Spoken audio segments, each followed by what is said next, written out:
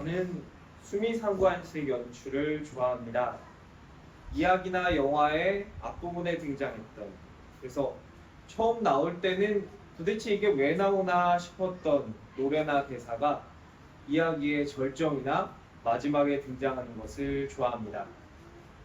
게임 처음에 잔잔하게 등장한 노래가 마지막 대결에서 웅장하게 나왔던 것을 좋고, 시리즈로 시작했던 영화 처음에서 내가 아이언맨입니다 라고 했던 대사가 영화의 대미를 장식하는 부분에서 똑같이 다시 등장하는 것도 좋아합니다. 놀랍게도 마태복음에서도 이런 구조가 등장합니다. 그리고 이 구조를 통해서 우리에게 어떤 메시지를 전달합니다. 오늘 말씀에서 예수님께서는 공생애를 위한 준비를 마치셨습니다. 마태복음 1장과 2장에서 사람의 몸으로 오시고 3장에서 세례를 바쳤습니다.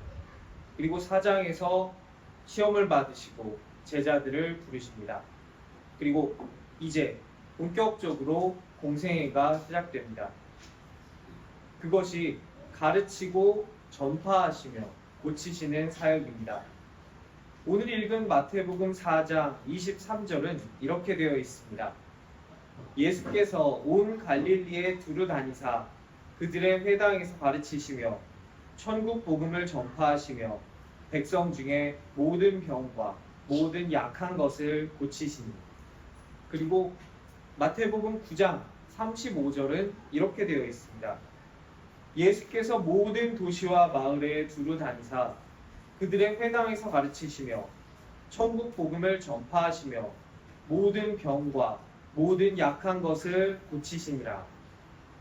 제가 잘못 읽은 것이 아니라 거의 동일한 이야기가 두 군데 등장하고 있습니다.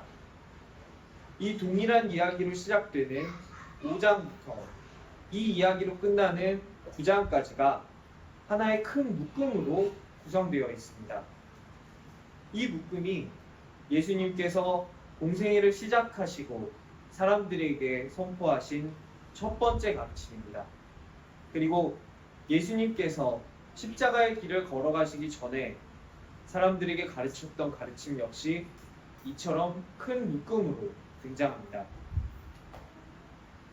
우리가 읽은 본문 바로 뒷장에 등장하는 5장부터의 첫 번째 묶음은 산상수훈이라고 흔히 부르는 마태복음 5장에 등장하는 가르침입니다. 그 중에서도 우리가 팔복이라고 알고 있는 말씀을 이 묶음 맨 앞에서 선포하십니다.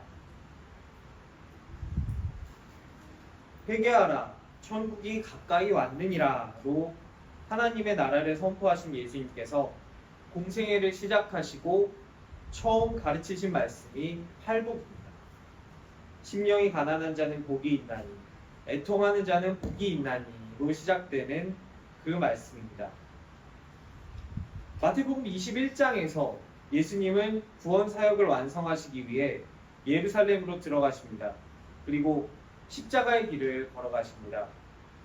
그 길을 가시기 전에 23장에서 말씀하신 것이 화 있을진저로 시작되는 7가지 화의 말씀, 7화의 말씀입니다. 이게 뒤쪽에 있는 묶음에서 등장합니다. 예수님의 가르치심의 시작은 팔복으로 시작합니다. 예수님의 가르치심의 마지막은 7화로 시작합니다. 정교하게 계획을 가지고 말씀하셨고 정교하게 기록되어 있습니다. 복을 선포하심으로 가르치시고 전파한 것이 시작되었고 화를 선포하심으로 가르치시고 전파하는 것이 마무리되었습니다. 이렇게 복과 화가 선포되는 책이 또 있습니다. 바로 신명기입니다.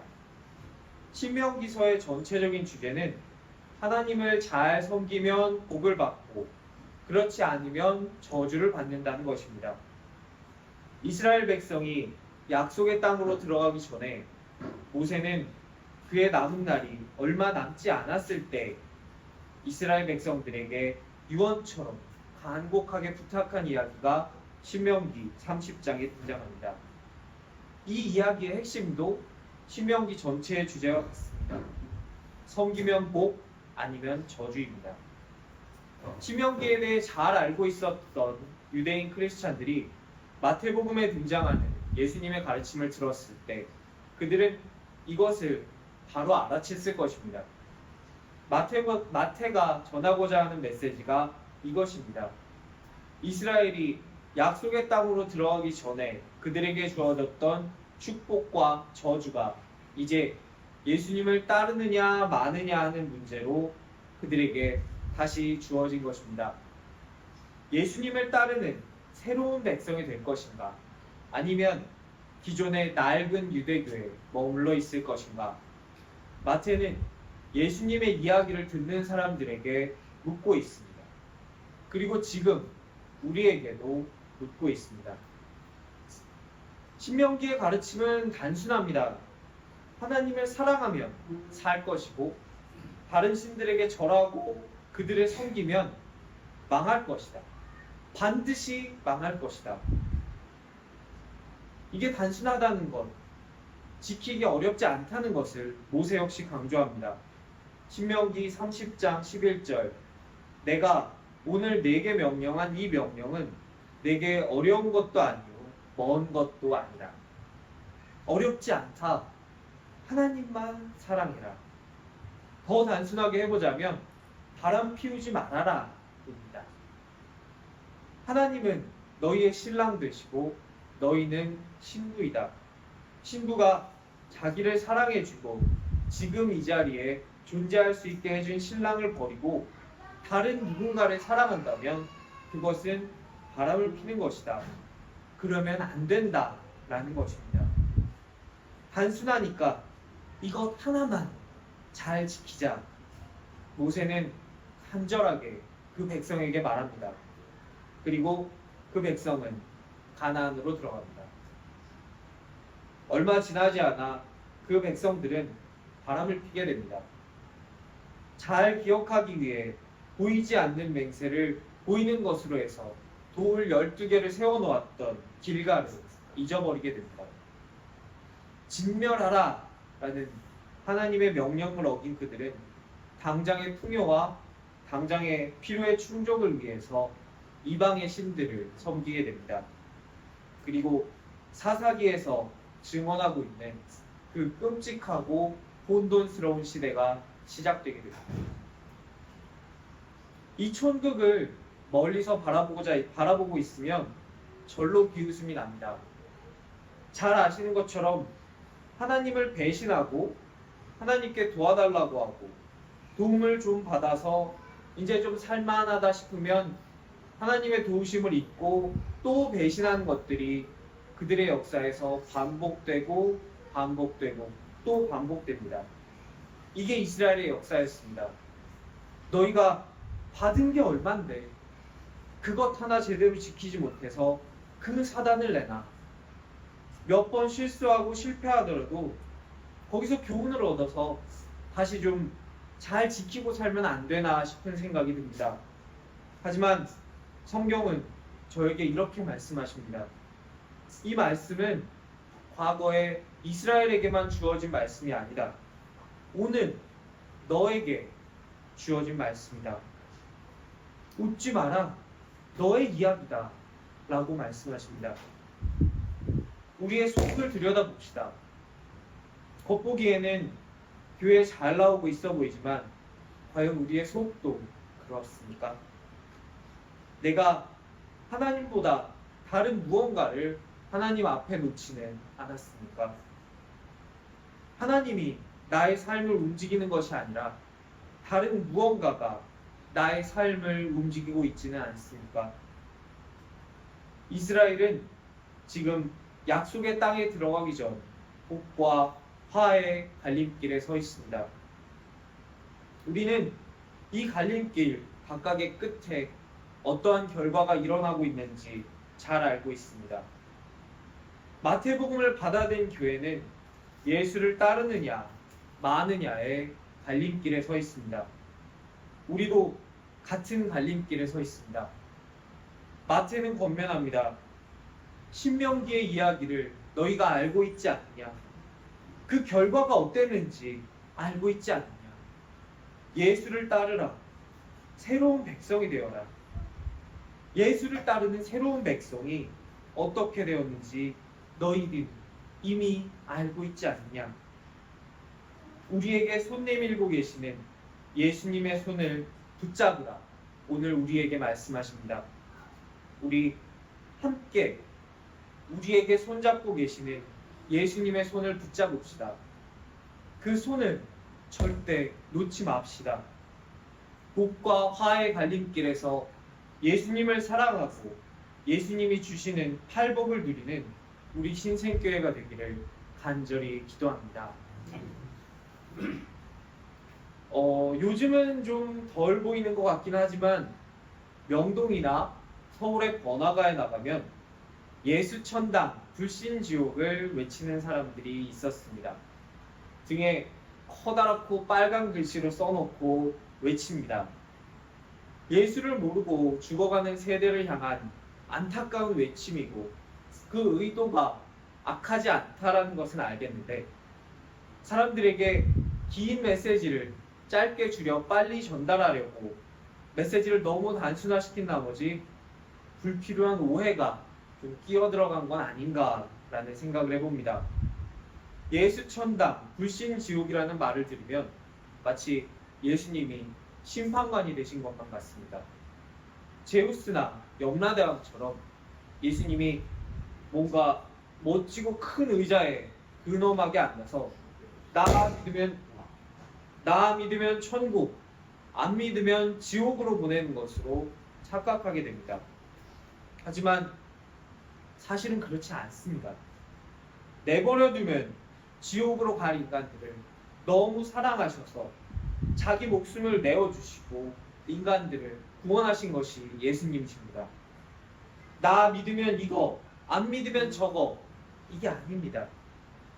그런 예수님의 비위를 우리가 맞추면 복을 받고 비위를 못 맞추면 벌을 주는 그런 쪼잔한 사람으로 생각한다면, 그런 쪼잔한 하나님으로 생각한다면 그것은 마태복음 25장에 나오는 달란트 비유에서 자기의 주인을 못된 놈으로 잘못 이해한 악하고 게으른 종이 되는 것입니다. 달란트 비유에 등장한 마지막 한 달란트 받았던 그 종이 자기 주인을 딱 그렇게 인식했습니다. 우리는 그 종의 최후를 알고 있습니다. 우리는 그 종이 가졌던 잘못된 관점을 가져서는 안 됩니다. 이스라엘은 약속의 땅을 앞에 두고 복과 화의 갈림길에 서 있습니다. 8복과 7화를 통해 우리는 예수님을 따르는 새 백성이 될 것이냐 아니면 그냥 가던 길 갈 것이냐라는 갈림길에 서 있습니다. 복과 화의 갈림길은 Y자의 갈림길에서 왼쪽이냐 오른쪽이냐 이런 이미지보다는 가는 길에서 유턴을 해서 돌아오는 이미지로 생각해야 합니다. 인간은 그냥 버려둔다면 화를 향해서 반드시 망할 길을 향해서 가는 죄악된 존재들입니다. 하나님을 사랑하고 복을 선택한다는 것은 그 죽음의 길에서 돌아서는 것을 의미합니다. 내가 잘못된 방향으로 가고 있음을 인식하고 멈춰서서 나의 죄를 회개하고 하나님께로 돌이키는 것이 내가 복을 받는 길입니다. 그것이 거듭남이며 그것이 신생입니다. 마태는 복과 화의 이야기의 구조를 통해서 우리에게 거듭난 삶, 복받은 삶으로 돌아오라고 권면합니다. 마태의 이야기에는 크게 세 부류의 사람이 등장합니다. 먼저는 그들의 회당에 있는 사람들입니다. 오늘 말씀을 자세히 살펴보면 이런 표현이 등장합니다. 23절 예수께서 온 갈릴리에 두루 다니사 그들의 회당에서 가르치십니다. 마태는 예수님의 이야기를 기록할 때 회당을 가리켜 그들의 회당이라고 거리를 두고 있습니다. 예수님을 따르는 새로운 백성이 되지 않고 기존의 낡은 삶의 방식, 멸망한 삶의 방향에 머물러 있는 사람들입니다. 이들은 그렇게 바라던 메시아가 그들 가운데 오셨음에도, 사람의 몸을 입고 그들과 함께 계셨음에도 메시아를 알아보지 못했습니다. 그를 이해하지 못했고 오해했고 결국에는 십자가에 못 박아서 죽였습니다. 성경에는 예수님을 만난 많은 사람들의 이야기가 등장합니다. 그들은 크게 두 개의 삶의 방향성을 가집니다.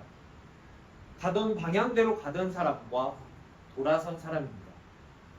빌라도는 예수님과 많은 시간을 보냅니다.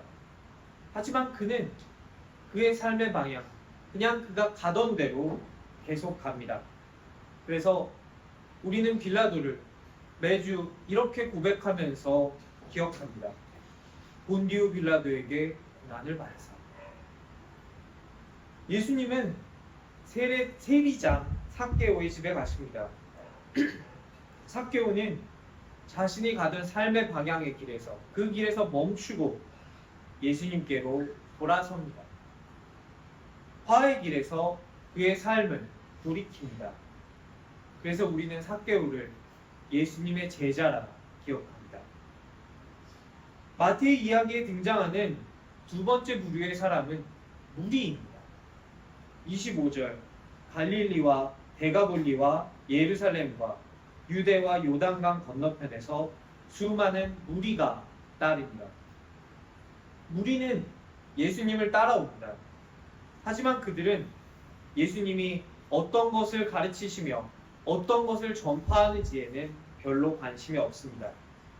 그들은 예수님이 어떻게 병을 고쳐주시며 어떤 이적을 자기들에게 보여주실지에만 관심이 있습니다. 누가복음 17장에서 예수님은 나병 환자 10명을 고쳐주십니다. 그러나 고침받은 10명 중 예수님께 다시 돌아와 영광을 돌린 사람은 사마리아 사람 2명 뿐이었습니다. 무리는 그대로 갈 길 갔던 나머지 8명과 같은 사람입니다. 그들이 배가 부르기에, 그들이 보기 원했던 기적을 보았기에 내가 바라는 메시아의 이미지를 예수님께 더 씌워서 보고자 하는 마만 오는 사람들입니다. 이들은 예수님과 적어도 같은 공간에는 있었을지 모릅니다. 마태복음 7장에서 예수님은 이렇게 말씀하십니다. 나더러 주여 주여 하는 자마다 다 천국에 들어갈 것이 아니요 다만 하늘에 계신 내 아버지의 뜻대로 행하는 자라야 들어가리라. 함께 있다고 해서, 같이 있다고 해서 다 천국에 들어가는 것이 아님을 말씀하십니다. 이 무리는 예수님께서 자신들의 기대와 다르자 흩어졌고 예수님께서 붙잡히시자 도망갔습니다. 마지막 세 번째 부류의 사람은 제자입니다. 우리를 부르신 것처럼 제자들은 예수님께서 직접 가셔서 부르셨습니다. 그들에게는 말씀대로 행할 것이 요구됩니다. 이들은 자신의 삶의 방향을 멈추고 예수님께로 방향을 바꿨습니다. 그리고 그들의 그러한 믿음이 그들의 삶에 그대로 적용합니다. 오늘 우리에게 주어진 마태복음의 말씀은 우리를 제자의 자리로 초대합니다. 복받는 자리, 새로운 하나님의 나라의 백성이 되라고 우리를 부르고 계십니다. 신명기에서 모세는 이스라엘 백성들에게 간곡히 당부합니다. 제발 하나님만 사랑해라. 어렵지 않다. 쉬운 일이다. 하나님만 사랑해라. 그러면 복을 받을 것이다. 그렇지 않으면 반드시 망할 것이다. 얘들아, 제발 하나님만 사랑해라 말합니다. 하나님께서 주실 복과 그렇지 않았을 때 따를 저주가 명확하게 대조되면서 제시됩니다. 마태복음에서 예수님은 8복과 7화를 말씀하십니다. 가던 길 그냥 가는 사람에게 주어질 7가지 화와 하나님께로 돌이켰을 때 그에게 주어질 복이 선포됩니다. 우리는 이 두 길 끝에서 만날 결과들을 이미 보았고 알고 있습니다. 사랑하는 신생의 성도 여러분, 우리에게 손을 내미신 우리 예수님의 손을 잡읍시다. 우리를 위해서 예비된 제자의 자리로 나아갑시다.